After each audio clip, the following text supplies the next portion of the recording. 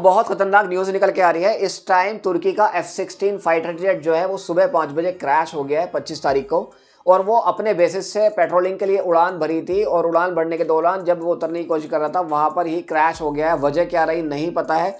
दुख भाई बात यह है कि उसको जो पायलट उड़ा रहा था उसकी भी उसमें डेथ हो गई है, तो काफ़ी ज़्यादा नुकसान हुआ है तुर्की को। उसमें पायलट की भी डेथ हो गई है और साथ में फाइटर जेट भी F-16 जो है क्रैश हो गया है। वजह क्या रही होगी ये तो अब चेकिंग के बाद ही पता चलेगा क्या वजह रही है। वहीं दूसरी तरफ जो है इसराइल में अमेरिका ने अपने F-22 रैप्टर यानी कि फाइटर जेट जो है उतार दिए हैं इसराइल की प्रोटेक्शन के लिए, क्योंकि खुद की बस की बात नहीं है इसराइल के अकेले जंग संभालनी, तो इसलिए उसको सहारे की ज़रूरत रहती है। बिना सहारे के वो किसी भी देश से छोटे देश से भी इसराइल कभी नहीं लड़ सकता। जो कहते हैं लोग कि बहुत ज़्यादा ताकत रखता है इसराइल और इसराइल ये कर देता है, ऐसे हथियार हैं वैसे हथियार हैं। अगर अमेरिका उसको 1% ही मदद ना दे तो उसको छोटे से छोटा देश भी हरा सकता है। बस इतनी सी पावर है इसराइल की। तो उसकी प्रोटेक्शन में और भी हथियार देख सकते हैं आप उतारे हैं, और भी काफ़ी सारे फाइटर जेट जो है इसराइल के जो है बेसिस पे उतारे गए हैं। वहीं जॉर्डन ने सबको धोखा दे दिया एक तरीके से और खुश कर दिया ईरान को, क्योंकि उसने ये कहा है कि हमारा जो एयर स्पेस है हम किसी के लिए, America, Israel and other all जितने भी चीज़ें हैं, अगर ये जंग होती है तो हम किसी के लिए भी हम अपना एयर स्पेस यूज़ नहीं होने देंगे। हालांकि इससे पहले भी जॉर्डन ने यही कहा था कि हम नहीं यूज़ होने देंगे, लेकिन उसके बाद भी ईरान पर हमला करने के लिए इसराइल के फाइटर जेट जॉर्डन के एयर स्पेस का यूज़ करके ही आए थे ईरान पर हमला करने के लिए। तो इन पर यकीन मत मानिए आप कि ये होने देंगे नहीं होने देंगे, लेकिन फिलहाल उसने ऑफिशियली अनाउंस कर दिया है कि वो अपना एयर स्पेस जॉर्डन जो है इस्तेमाल नहीं होने देगा। दूसरी तरफ डेनमार्क के डिप्लोमेट को ईरान ने जो है गिरफ्तार कर लिया है, क्योंकि उसने जो है अपने साथ जो है स्टारलिंक सैटेलाइट लेकर के आए थे। जब उसकी चेकिंग की गई तो उसमें CCTV में पता चला और पूरा देखा गया और वीडियो देखी गई तो पता चला कि इसमें जो है स्टारलिंक के सैटेलाइट यूज़ कर रहे थे ये लोग, और जो कि बैन है ईरान के अंदर। तो उन सब लोगों को, मतलब इन सब लोगों को वीडियो चेक करने के बाद, सारी चीज़ें चेकिंग होने के बाद उन सब लोगों को गिरफ्तार कर लिया और गिरफ्तार करके जेल में डाल दिया गया है।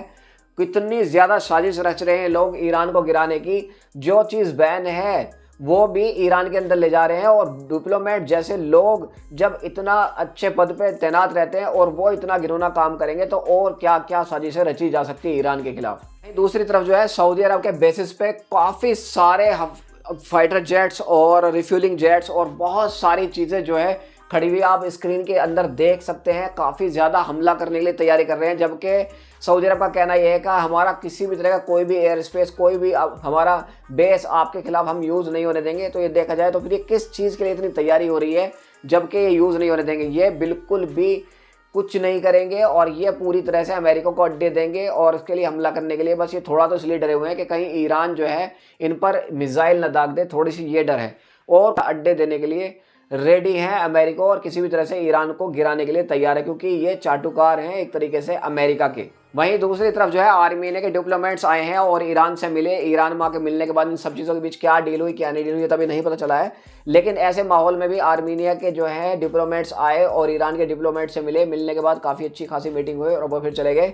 वहीं दूसरी तरफ जो है ईरान ने अपने ड्रोन की एक फौज दिखाई है, उसको रिहर्सल करते हुए दिखाया है, एक वीडियो जारी करके दिखाया है कि जिसमें उसके हथियार, रॉकेट लॉन्चर, उसकी ड्रोन फौज एक तरीके से तैयार है हमला करने के लिए, जिससे अमेरिका और इजराइल जो है बहुत ही ज़्यादा डर रहा है कि भाई ऐसा क्या होगा कि हमला करें ना करें। एक तरीके से असमंजस में फंस चुके हैं ये लोग, क्योंकि इतने सारी चीज़ें, हथियार, वॉरशिप, ड्रिल और defence system, fighter jet, F-35, F-16 सारी ताकत झोंक दिया, पूरी मिलिट्री उतार दी है एक तरीके से अमेरिका ने ईरान के खिलाफ। लेकिन फिर भी ये डर रहे हैं कि कहीं ऐसा ना हो कि यार मामला ख़राब ना हो जाए, लंबी जंग में ना फंस जाए। तो इसको लेकर भी अमेरिका बहुत ज़्यादा टेंशन में है इस टाइम। वहीं दूसरी तरफ जो है एक और ईरान का ऑयल टैंकर जो है अमेरिका ने जब्त कर लिया, और पकड़ने के बाद उसको देखा और देखने के बाद चेक किया गया तो पता चला कि सच में ही ईरान का ऑयल टैंकर था, जिसको जो है अमेरिका ने जो है जब्त कर लिया है। तो एक और थोड़ा नुकसान देखने को मिल रहा है इस टाइम जो है ईरान को, लेकिन ईरान फिर भी किस तरीके से भी दबने के लिए तैयार नहीं है। वहीं जो ईरान के रक्षा मंत्री है उन्होंने कहा है कि हमारे ऊपर अगर जंग थोप दी गई और अगर जंग हो गई तो आपको हम ऐसा माकूल जवाब देंगे कि आप सदियों तक इसराइल और अमेरिका याद रखेंगे कि किस देश से हमारा पाला पड़ा था। आप हमें छोटा मोटा देश ना समझ के हमला करें, हम आपको सालों दर साल इस जंग में झोंक कर रखेंगे और आप पछताओगे हमारे साथ जंग करने के बाद कि हमने किस इंसान से जंग करी थी। तो बहुत ज़्यादा नुकसान जो है अमेरिका को उठाना पड़ सकता है। वहीं दूसरी तरफ व्हाइट हाउस की स्पोक पर्सन ने कहा है कि जो ईरान के अंदर डेथ टू अमेरिका के नारे लग रहे हैं वो हमारे लिए बहुत ख़तरनाक हैं और बहुत ज़्यादा ख़तरनाक हैं, इसलिए हमें ईरान के खिलाफ कोई ना कोई एक्शन ज़रूर लेना पड़ेगा। अमेरिका के लिए ऐसे नारे लगना बहुत ज़्यादा ख़तरनाक है। वहीं दूसरी तरफ जो है खुद अमेरिका के न्यूज़पेपर में लिखा गया है कि एक अधिकारी ने कहा है कि अगर आप ईरान के ऊपर छोटा मोटा भी हमला करते हैं तो वो पूरा का पूरा हमला जो है ख़तरनाक मानेगा ईरान और उसका जवाब बहुत ख़तरनाक देगा। तो उसके लिए डोनाल्ड ट्रंप जो है बहुत ज़्यादा परेशान है इस टाइम के करें तो करे क्या। और अगर दूसरी बात ये अमेरिका इस वॉर को करने के बाद एक तरीके से उलझ जाएगा, लंबी जंग में बहुत लंबे टाइम तक के लिए उलझ जाएगा और इससे अमेरिका को कोई भी फ़ायदा नहीं होने वाला है और सिर्फ नुकसान के अलावा। तो जब ये बात डोनाल्ड ट्रंप को लगी कि ये तो बात हमारी जो है भाई हवाई में उड़ गई है और इससे तो हमारा बहुत ज़्यादा नुकसान हो जाएगा और हमारी किरकिरी हो रही है, तो डोनाल्ड ट्रंप ने एक ट्वीट करा, बहुत लंबा चिट्ठा लिखा कि ऐसा कुछ नहीं है, ये सारे रूमर्स हैं और ये सब गलत अफवाहें फैलाई जा रही हैं। हम किसी भी तरीके से ईरान के आगे झुकने के लिए तैयार नहीं है और हम ज़रूर ईरान को या तो अपनी डील बनवाएंगे या फिर हम हमला करके उसके रिजीम को जो है वो पलट देंगे। वहीं जो है इजराइल एक बार फिर धरामी पने में आ गया एक तरीके से। उसने क्या करा है, उसने ये करा है, उसने लेबनान को धमकी दी है कि भाई अगर आपने किसी भी तरह से हमारा ईरान का और हमारा झगड़ा होता है तो अगर आप हिजबुल्ला हम पर किसी भी तरह का हमला करता है तो हम लेबनान के हर एक नॉर्मल इंसान पर भी हमला करेंगे, हर जगह हमला करेंगे, ना कि ओनली हिजबुल्ला के लड़ाकों पर हमला होगा, पूरे लेबनान पर हमला शुरू कर देंगे। अगर हमारे खिलाफ हिजबुल्ला ने किसी भी तरीके की कार्रवाई की तो उसको लेकर के इजराइल ने जो है लेबनान को धमका दिया है। वहीं जो दूसरा संगठन है जिसने ईरान के जो मेन लीडर हैं अयतुल्ला जो खामनाई हैं उनके जो घर पे हमला करने के लिए प्लानिंग करी थी उन्होंने आज जो हमला करा था, आपने न्यूज़ भी देखी होगी।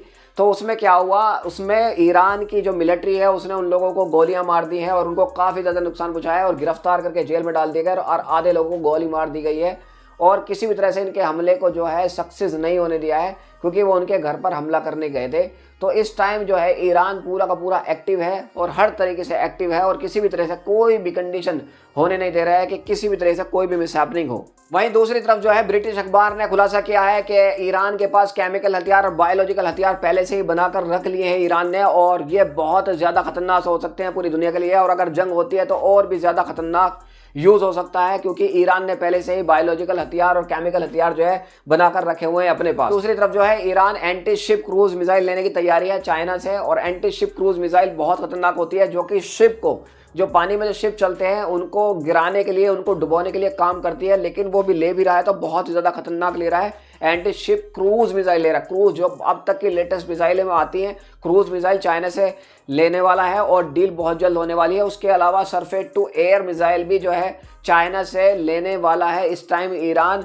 तो चाइना बिल्कुल भी नहीं डर रहा है और खुल्लम खुल्ला ईरान के साथ आ गया है और सारे के सारे हथियार देने के लिए एक तरीके से राजी देखा जा रहा है चाइना। तो चाइना खुल के साथ है ईरान के साथ और सारे हथियार देने के लिए तैयार है। दूसरी तरफ जो है जो एयरक्राफ्ट कैरियर है जो डोनाल्ड ट्रंप ने भेजा था ईरान के खिलाफ, उसमें सबसे पहली बात तो यह है कि वो 7 दिन से ज़्यादा जो है रेगुलर हमला नहीं कर सकता, उसके अलावा बैक टू बैक हमला नहीं कर सकता है एयरक्राफ्ट कैरियर क्योंकि उसमें इतनी फैसिलिटी अभी नहीं बची है, सिर्फ 7 दिन ही जंग लड़ सकता है। उसके अलावा उसमें जो टॉयलेट्स हैं वो टॉयलेट्स जो है पूरे के पूरे जाम हो गए हैं, उसकी लाइन पूरी पाइपलाइन जाम हो गई है जिससे वहाँ के सैनिकों को बहुत ज़्यादा दिक्कतों का सामना करना पड़ रहा है। वो टॉयलेट नहीं कर पा रहे हैं, सुसु नहीं कर पा रहे हैं, पोटी नहीं कर पा रहे हैं, उसको लेकर के बहुत ज़्यादा दिक्कत में है। तो भाई ऐसा लगता है कि अमेरिका की खुद टट्टी निकल गई है ईरान से हमला करने के लिए। इस टाइम बहुत ज़्यादा परेशान हो चुका है अमेरिका पूरी ताकत झोंकने के बाद भी ईरान को नहीं दबा पा रहा है, नाक कटी जा रही है और हमला भी नहीं कर सकता है। इस टाइम अमेरिका सिर्फ भड़का पड़ा है कि किसी भी तरीके से ईरान हमारी बात मान ले। कुछ दिन अगर और गुजर गए तो ऐसा लगता है कि ईरान की खुद अमेरिका बात मान लेगा और ये जंग बंद हो जाएगी। और देखते हैं आगे होने वाला क्या है। तो हमारी न्यूज़ को आप सब्सक्राइब कीजिए, लाइक कीजिए, शेयर कीजिए, अच्छी लगी तो वीडियो पर कमेंट भी ज़रूर कीजिए।